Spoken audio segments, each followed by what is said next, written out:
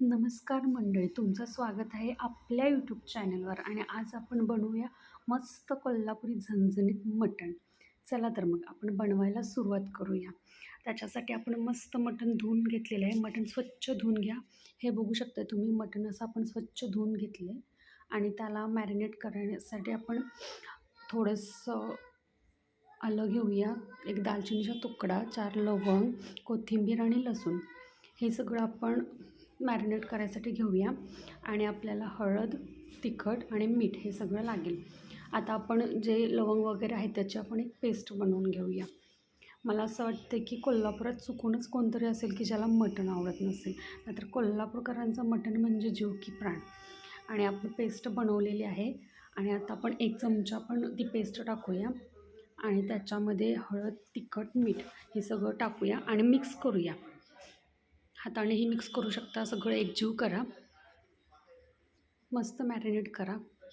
तुमच्या घरी असं कोण आहे का की ज्याला मटण आवडत नाही आहे? आणि ज्याला मटण आवडते ना त्याला हे एकदा नक्की करून द्या. आणि आता आपलं मटण मिक्स झालेलं आहे. आणि मटण आपण हे एक 20 मिनटं ते 30 मिनटं म्हणजे अर्धा तास मॅरिनेट करायसाठी ठेवूया. तोपर्यंत आपण फोडणी करूया. त्याच्यासाठी आपण पातेल्यात 2 पळी तेल टाकूयात. तेल थोडंसं जास्तच टाकलं आहे कारण की कोल्हापुरी मटण आहे. आणि त्याच्यामध्ये कांदा टाकूया. कांदा थोडासा लाल झाला की आपण त्याच्यात टाकूया टोमॅटो. आणि कांदा टोमॅटो आपण मस्त भाजून घेऊया. बघू शकता तुम्ही कांदा टोमॅटो कसा भाजलेला आहे.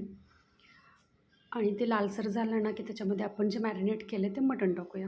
मटण आम्ही अर्धा तास ठेवले मॅरिनेट करायला. तुम्ही जास्तही ठेवू शकता. जेवढे ते मुरेल तेवढं ते चांगलं होईल. आणि मटण आपण त्याच्यामध्ये टाकलेलं आहे. मटण मस्त परतून घेऊया. चला तर मटण मस्त मिक्स करूया. बघू शकता तुम्ही. आणि आता आपण त्याच्यावर झाकण ठेवूया म्हणजे मटण वाफेवर एक 30 ते 40% वाफेवर शिजेल. आता आपण त्याच्यात एक अर्धा ग्लास पाणी टाकूया आणि एक 20 मिनटं मीडियम गॅसवर शिजू देऊया म्हणजे ते वाफेने शिजेल. आणि 20 मिनटानंतर झाकण काढले मी. बघा त्याला थोडं थोडं पाणी सुटले.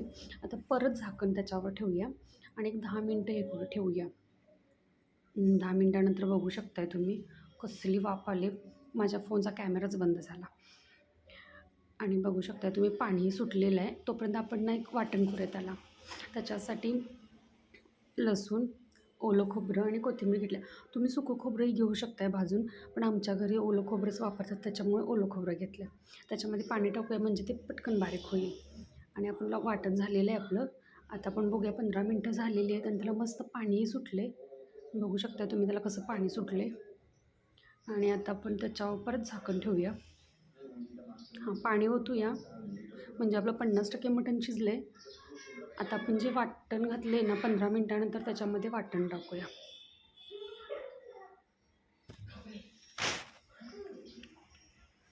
थोडं पाणी टाका. अधूनमधून चेक करा. नाही तर मी 15 मिनटं म्हटले म्हणून तुम्ही 15 मिनटांनाच चेक करा. अधूनमधून तुम्ही चेक करत राहावा मटण.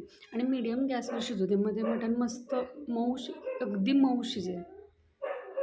आणि आपण आता त्याच्यावरती झाकण ठेवूया. एक 5 मिनटं झाकण ठेवूया.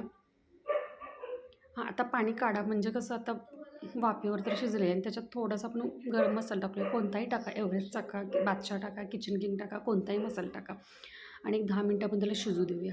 आणि 10 मिनटानंतर बघू शकता तुम्ही कसलं कट आला आहे.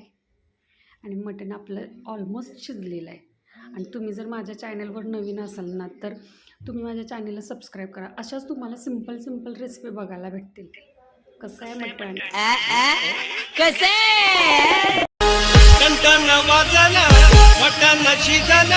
मंडळी, मटण आता शिजले नाही. तुम्ही आता सबस्क्राईब करा. आवडलं असेल तर नक्की सबस्क्राईब करा.